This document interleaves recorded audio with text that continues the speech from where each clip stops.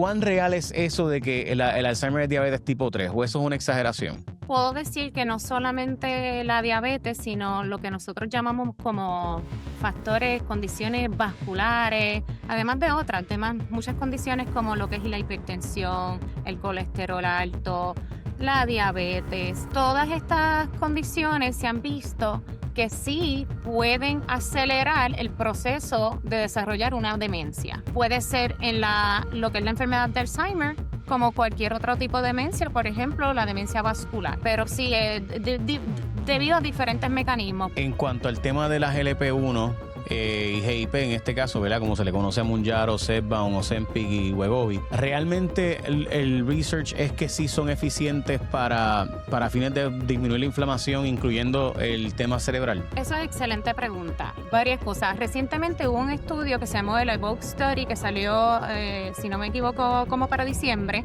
Cogieron como 3.800 personas para ver si el semaglutide podía desacelerar el Alzheimer. Lamentablemente no tuvo el resultado que se esperaba. Sí hubo unas mejorías en unos marcadores de Alzheimer, ¿verdad? Pero aparentemente no se demostró que desaceleró un cambio significativo con esto de, ¿verdad? Exactamente, en Alzheimer. Esto valida cada vez más lo que estaba hablando el doctor Cardona, de que el Alzheimer sí se ha confirmado que verdaderamente es esta acumulación de las placas amiloides y los medicamentos que ayudan a desacelerar la condición y cambiar la biología de la enfermedad son como los antiamiloides, como el lecanemab y donanemab.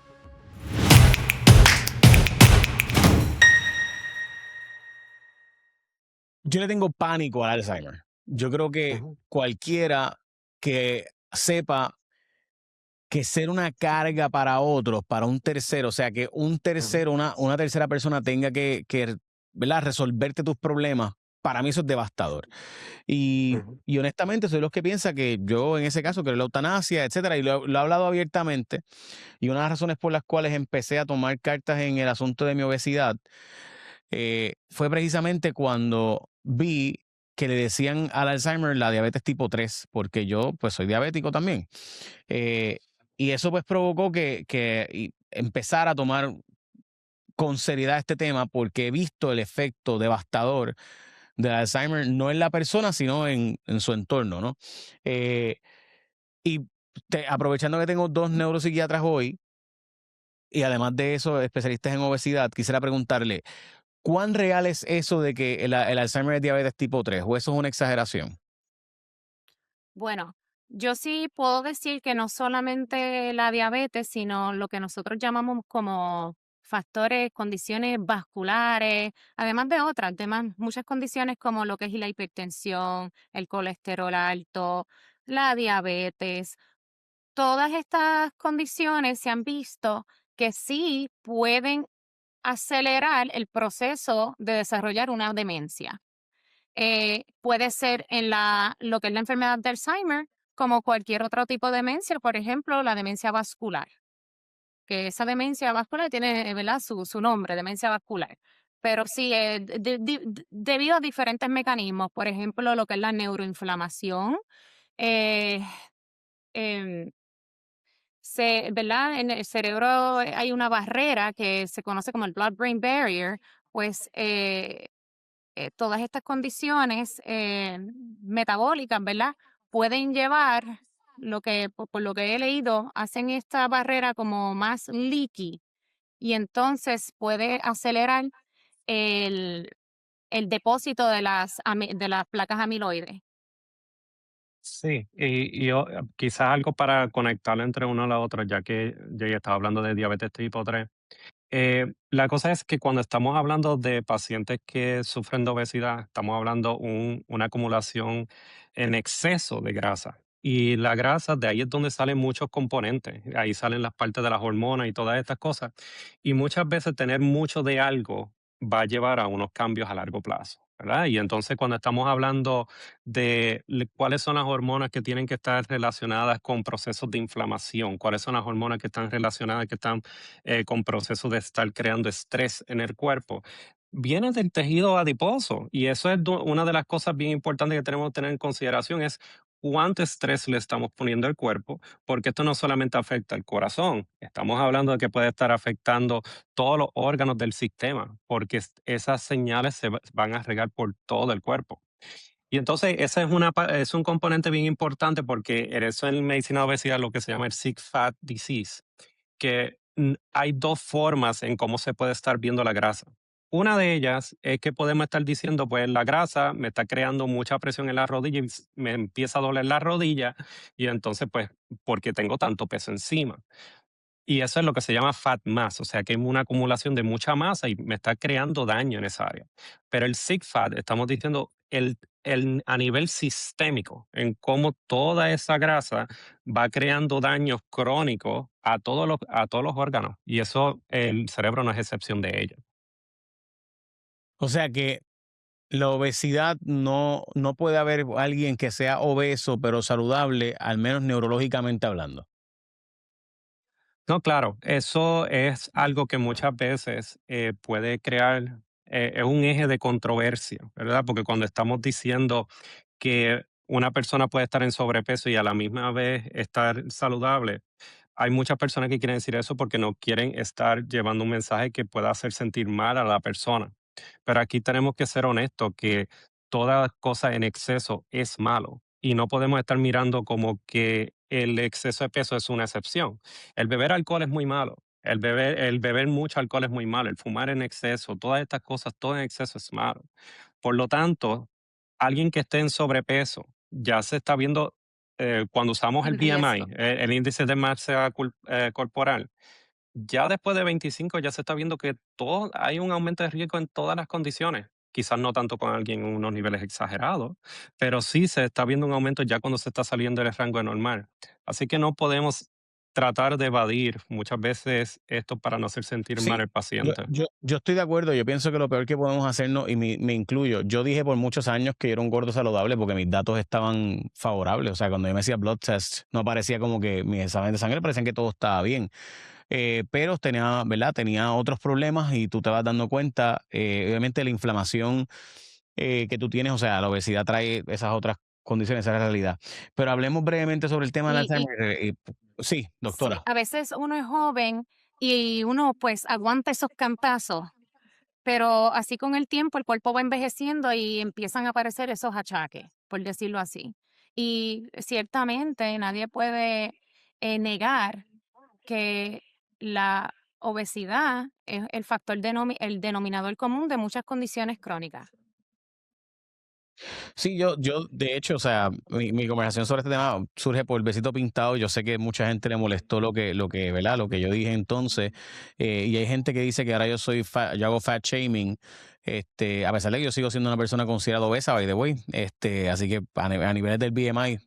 eh, y, y yo lo que digo es que yo no me puedo engañar ni te puedo engañar. O sea, yo no puedo, los datos son los datos. O sea, entonces yo no puedo decir.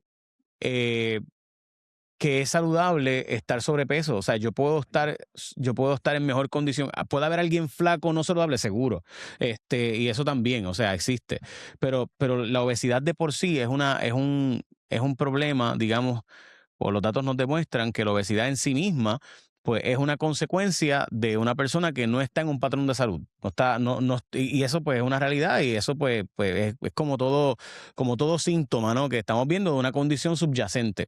Ok, dicho eso, hablemos brevemente sobre el tema del Alzheimer, porque específicamente hay unas pruebas que ustedes nos estaban hablando que sí pueden detectar previamente, que sí se puede saber si alguien va a desarrollar Alzheimer o no. Y me gustaría saber cuáles pruebas son y cómo, por ejemplo, alguien pudiera hacérselas y por qué hacérselas o es mejor no saber. Sí, algo que conectando con todo esto que va desde el Alzheimer, sobrepeso y otras cosas, yo creo que también nosotros tenemos que comenzar a educar y a definir cuando hablamos la palabra prevención, ¿verdad? Porque muchas veces cuando hablamos de prevención dice, pues, que nunca me pase, ¿verdad? Pero en el campo de la medicina no es así. Hay distintos tipos de prevenciones y se habla de prevención primaria, secundaria, terciaria y cosas como, por ejemplo, las cosas que tú haces de estar hablándole a las personas sobre el sobrepeso, sobre las consecuencias de esto y cómo debemos estar haciendo ejercicio. Es una prevención excelentemente primaria, pero entonces no vamos a hacer, tenemos que ser honestos, que la gran mayoría de las personas no van a resolver la mayoría de sus problemas con educación. Muchas veces vienen, como se dicen los achaques, vienen las complicaciones y muchas veces dicen, bueno, tienes diabetes ahora, pero vamos a tratar de que esa diabetes no se complique o no se salga de control o estas cosas así por el estilo. Y ahí es donde hablamos como por ejemplo una prevención secundaria. Pero muchas veces pueden estar confundiendo esto como, por ejemplo, una prevención terciaria, cuando dice, bueno, el paciente ya tiene los riñones afectados y todas estas cosas así por el estilo, pues ya ahí es cuando vamos a un tercer nivel, que es la prevención terciaria, para que no haya unas complicaciones severas y que termine una persona en diálisis en ese caso. Eso lo conectamos con Alzheimer's, ¿verdad? En Alzheimer, ¿qué es lo que siempre se va a estar recomendando en términos de prevención? Mira, que hagamos ejercicio, que tengamos buena dieta, que eduquemos nuestra mente, que tratemos de hacer todas las cosas posibles para no llegar ahí. Eso no garantiza que alguien no vaya a tener Alzheimer en el futuro. ¿Que puede reducir los chances? Definitivo, claro que sí. Pero eso no significa que absolutamente no lo va a tener. Y eso es donde está empezando a lo que está cambiando en el campo de la neurología cognitiva y neuropsiquiatría, en lo que es la prevención secundaria. Porque ahora contamos con unas pruebas de sangre que podemos estar detectando la enfermedad de Alzheimer décadas antes de que esté comenzando los síntomas. Y ahora, y muchas personas estarán diciendo, pero ¿para qué yo quiero saber que quizás en 10, 15 años ahí es que me va a dar el Alzheimer tan fuerte? Porque ya contamos con 2 medicamentos aprobados por la FDA, que estamos tratando de utilizar estos medicamentos cuan más temprano posible. Y entonces, este medicamento, que son lecanemab y donanemab, ha causado cierto tipo de nivel de quizás confusión o quizás escepticismo, ¿verdad? En cómo podemos estar utilizando este tipo de medicamento. Porque cuando uno empieza a leer los estudios, dicen, bueno, este tipo de medicamento redujo la condición en 37, 38. Y las personas dicen, pero ajá, 37, 38, eso no es mucho. Ojo, eso era cuando se hizo el estudio en todas las personas y lo sumaron. Pero estas personas que se lo hizo en etapas mucho más tempranas, tuvieron una reducción significativa de la progresión que hasta un año después no hubo cambio. Y entonces estamos diciendo, si podemos identificar esto en un punto tan temprano, que esto sea algo completamente prevenible, eso es una meta que nosotros estamos aspirando a hacer. Y nuestra experiencia que nosotros hemos tenido, que lo detectamos lo suficientemente temprano, los pacientes han pasado 1 y 2 años y no han deteriorado. Y estamos hablando de pacientes en sus 70. Entonces, ¿cómo será Mm. si detectamos a alguien en sus 50 y podamos atacar esto cuanto antes? Pregunta, doctores, en cuanto al tema de las LP1 y GIP, en este caso, ¿verdad? Como se le conoce a Mounjaro, Zepbound, Ozempic y Wegovy, para mencionarlas todas.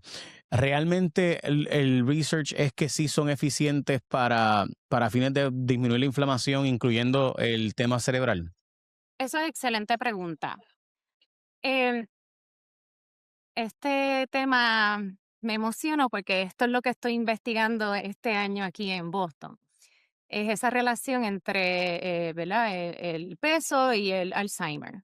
Varias cosas. Recientemente hubo un estudio que se llamó el Evoke Study que salió, si no me equivoco, como para diciembre, en donde cogieron como 3.800 personas eh, para ver si el semaglutide podía desacelerar el Alzheimer, porque utilizaron una población de personas ya con Alzheimer, si no me equivoco, temprano, ya confirmado que era efectivamente Alzheimer.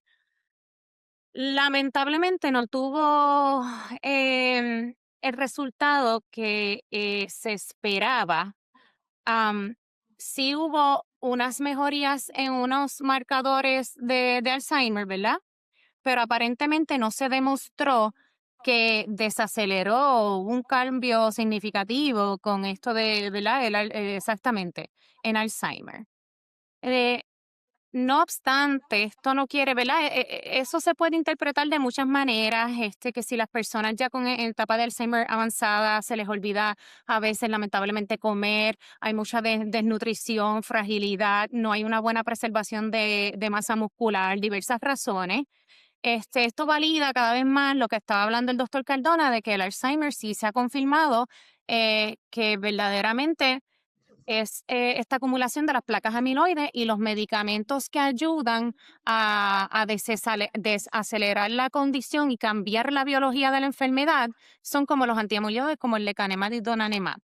Pero quién sabe si en un futuro pudiera verse, hacerse este tratamiento combinado de las terapias antiamiloides más los GLP-1s, por ejemplo, porque interesantemente, quiero mencionar, no estoy diciendo que, bueno, en la edad, en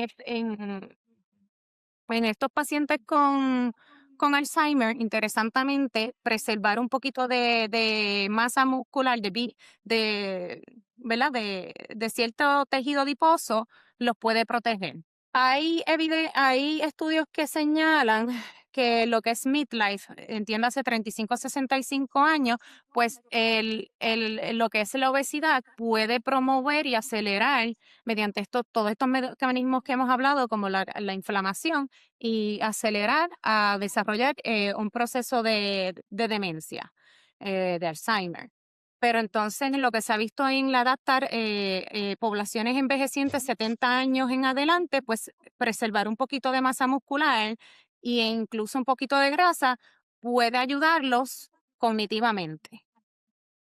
Es bien interesante, Ok, interesante este tema. sería, lo que estamos planteando es que todavía hace falta más estudios para ver si los LP1 GLP-1, ¿verdad? Mounjaro, Zepbound, Ozempic, Wegovy, eh, todavía no estamos seguros de que ayuden. Quizás sí, hay todavía research en undergoing, o sea, actualmente se está investigando, pero sí sabemos que tener masa muscular, preservar masa muscular, sí es un factor mitigante de estas otras condiciones, específicamente Fundamental. Alzheimer. Sí, es fundamental. En Y otras palabras, trabajarlo hacer desde lo antes ejercicios de posible. resistencia es súper importante. Sí, eso es correcto. Claro. Ejercicio cardiovascular es importante, pero también el ejercicio de entrenamiento de fuerza y lo que se recomienda en la Academia de Obesidad es que ambas, no es una por Y una encima de la pregunta, ¿por otra. qué? ¿Qué es lo que nos dice el research? ¿Qué nos dice la investigación? ¿Qué es lo que tiene la masa muscular importante para la hora de preservar o evitar el decaimiento cognitivo? Siempre innovando y con los mejores beneficios. MCS Personal Directo te ofrece cubiertas accesibles para que cuides de ti y de tu gente. Con una amplia red de proveedores de más de 15,000 médicos de libre selección, reembolso de hasta $40 mensuales por membresía a un gimnasio o por un entrenador personal debidamente certificado. Asistencia en el hogar para servicios como cerrajería, plomería, electricidad, de hasta $350 por evento hasta 4 veces al año. Así que únete hoy a la gran familia de MCS. Salud que completa tu vida. Llama al 787-945-1259. 787-945-1259 y oriéntate. Llama, pregunta, pero es bien importante que llames. 945-1259. Endoso pagado. Bueno, en cuestión de la masa muscular, tenemos que estar viendo, yo por lo menos cuando trato de hablar con mis pacientes, es que tenemos que estar viendo el cuerpo humano como cuando es el tiempo de Navidad y estamos con las luces de Navidad y el momento que tú cortas un lado se apaga el resto. Así es el Ujú. cuerpo. Y entonces cuando estamos hablando de la masa muscular, estamos diciendo es el tipo de tejido que sostiene todo el cuerpo de uno, que se puede mover, que se puede hacer, pero también es el lugar donde se está almacenando todas estas cosas que estamos buscando, como el glucógeno, todos los tipos de azúcares, todas estas cosas que tratamos de hacer, pero cuando ya es en exceso, el cuerpo dice, mira, ya no puedo aguantar más nada. Y ahí es donde se va más al tejido adiposo. Pero el tipo de movimiento y las actividades que se usan es lo que ayuda a preservar la longevidad de la persona. O sea, si me puedo mover, puedo hacer ejercicio. Si puedo hacer ejercicio, puedo estar previniendo condiciones que son complicaciones, hipertensión, diabetes, todas estas cosas así por el estilo. Mientras menos tenga, más complicaciones voy a tener. Así que la diabetes se puede convertir en, como estabas mencionando en la parte de este tipo de diabetes tipo 3, en el sentido de que es una enfermedad sistémica que está afectando a nivel del cerebro, pero también es que afecta todo alrededor. Y yo creo que eso es donde nosotros, quizás esto es algo que hemos adaptado de psiquiatría en nuestra práctica, que nosotros tenemos que incorporar lo que llamamos el modelo biopsicosocial. Hay cosas que son puramente biológicas, hay cosas que son puramente psicológicas y hay unas cosas que son puramente sociales, pero muchas veces todas estas empiezan a mezclarse unas con la otra y quizás lo que afecta en una parte física afecta psicológica, mentalmente, socialmente y vuelve a repetirse esa triada en el que va a llevar más complicaciones médicas en el futuro.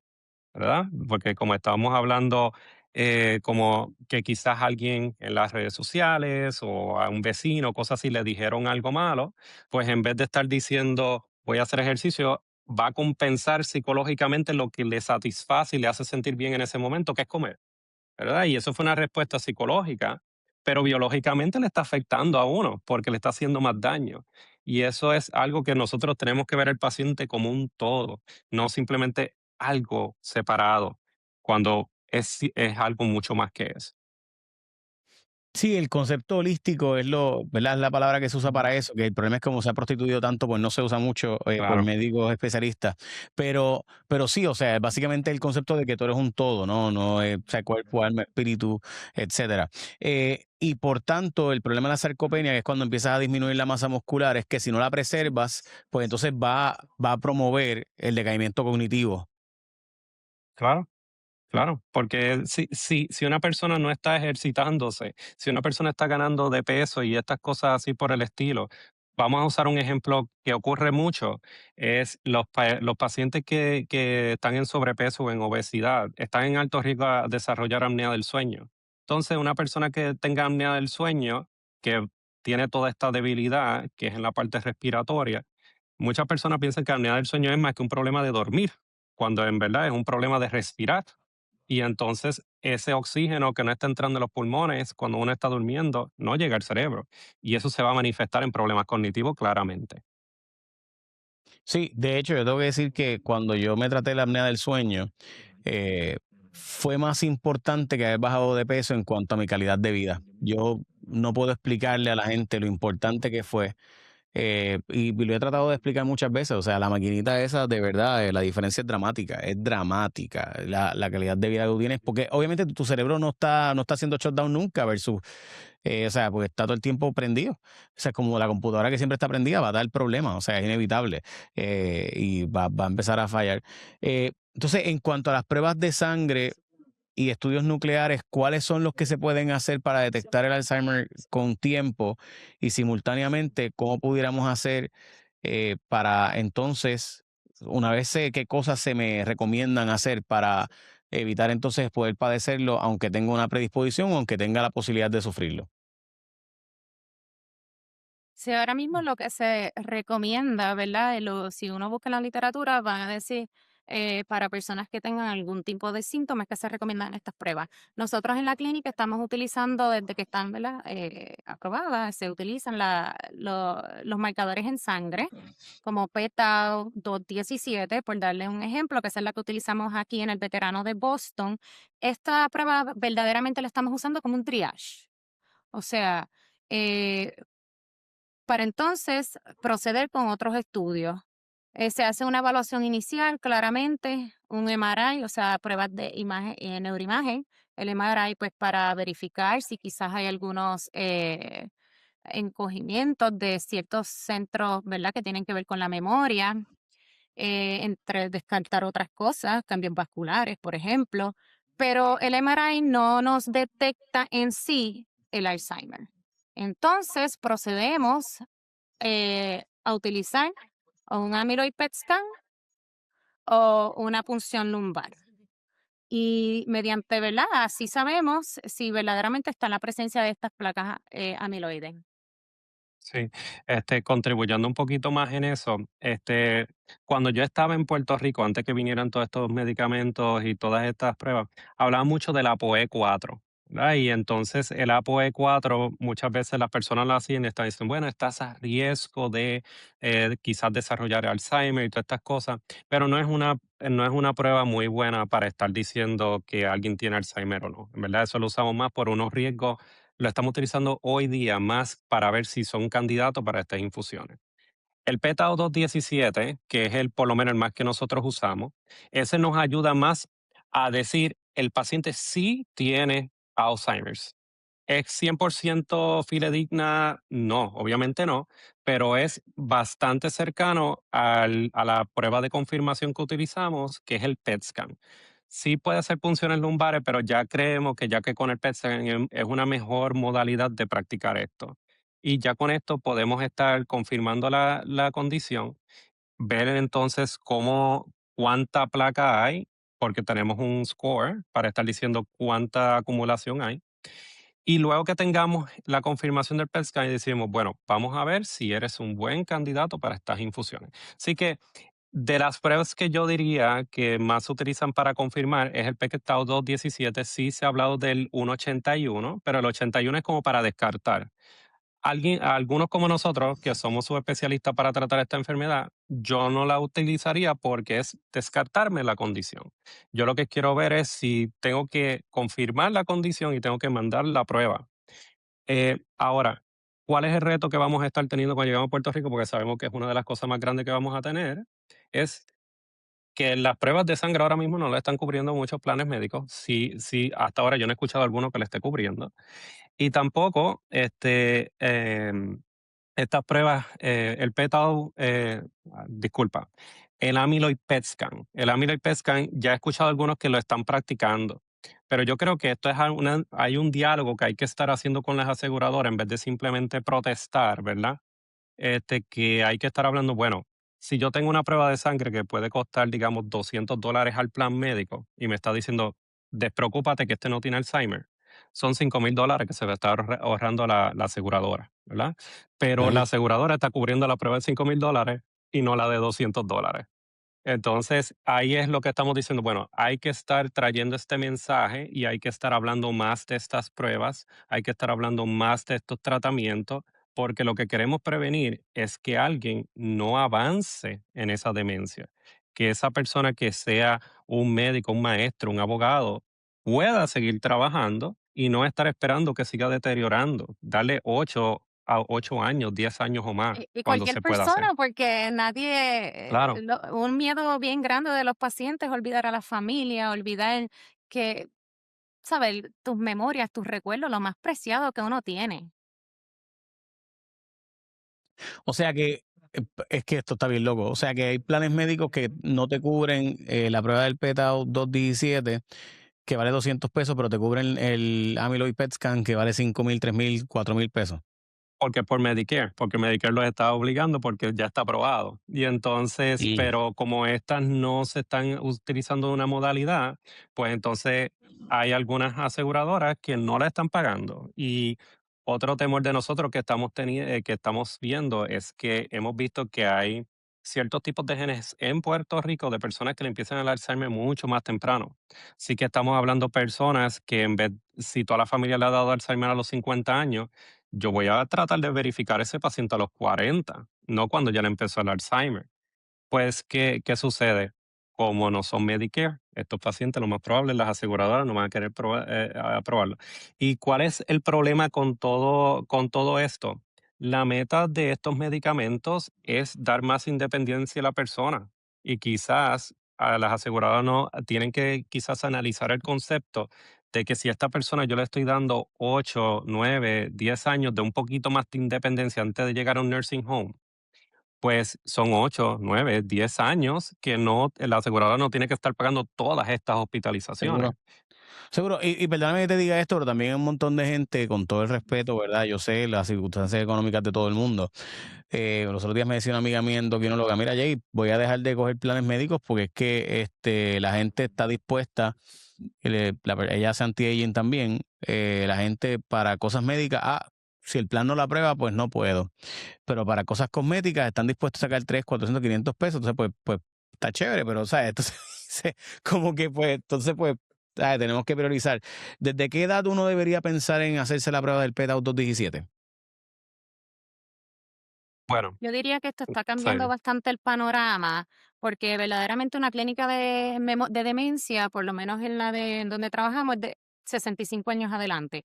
Ahora, cada vez más estamos teniendo pacientes, desde que tenemos estos nuevos tratamientos que estamos ofreciendo en la clínica, que han estado interesados en verse antes porque pues presentan algún tipo de problema de memoria. Entonces, ¿verdad? Nuestra clínica, pues a veces solicitan una prueba neuropsicológica, ¿verdad? Para ver esas destrezas, habilidades cognitivas. O ahora estamos utilizando el PITAU. Em, como les menciono, básicamente estos medicamentos están indicados para las etapas tempranas del Alzheimer o un deterioro cognitivo leve por el Alzheimer. Y estas pruebas para hacerse cuando uno tiene algún síntoma, pero yo entiendo con todos estos avances que eventualmente quién sabe si esto se introduzca como un tipo de screening, como se hace la colonoscopía, Ujú. entre Sí, porque otros, pues. sí.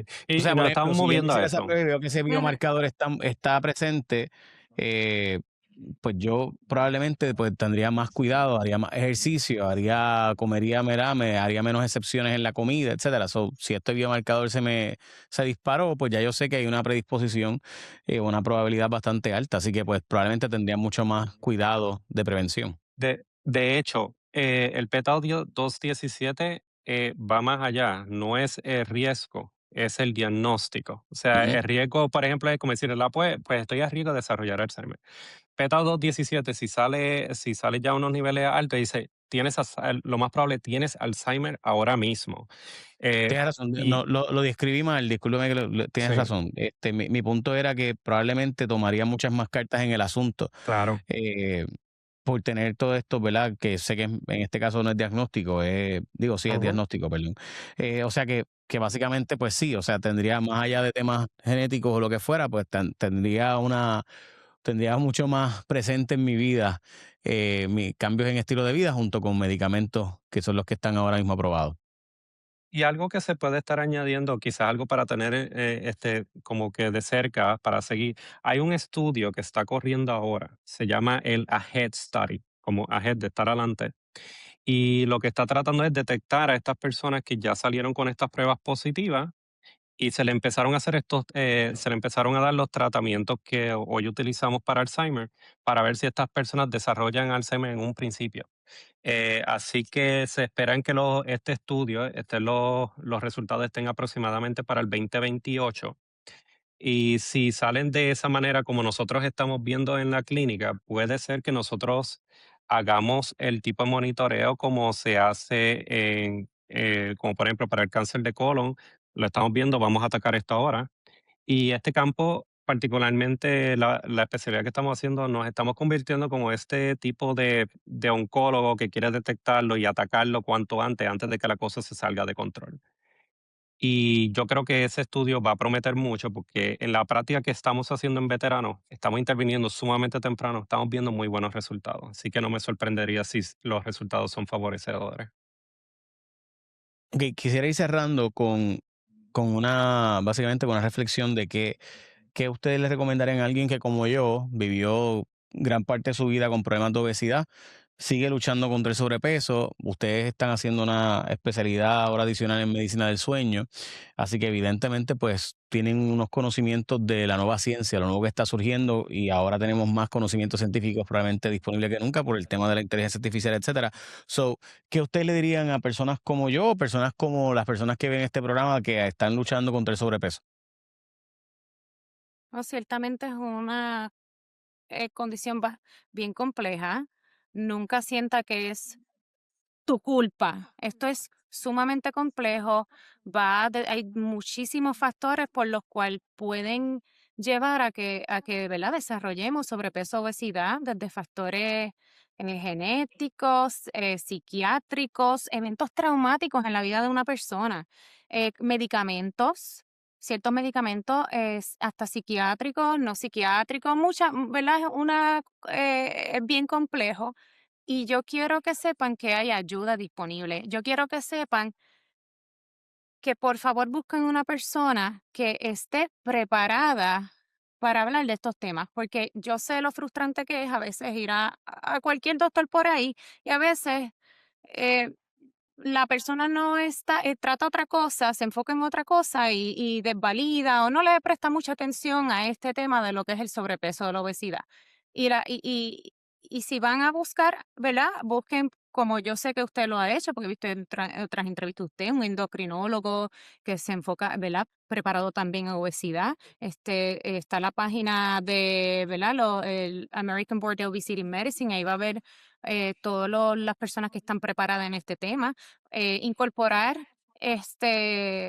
de ser necesario otros, no solamente, ¿verdad? El especialista de la obesidad, sino muchos otros psicólogos, nutricionistas. A veces yo sé que por ahí da mucho, todo el mundo es experto en dieta, pero verdaderamente buscar una persona que esté preparada para esto.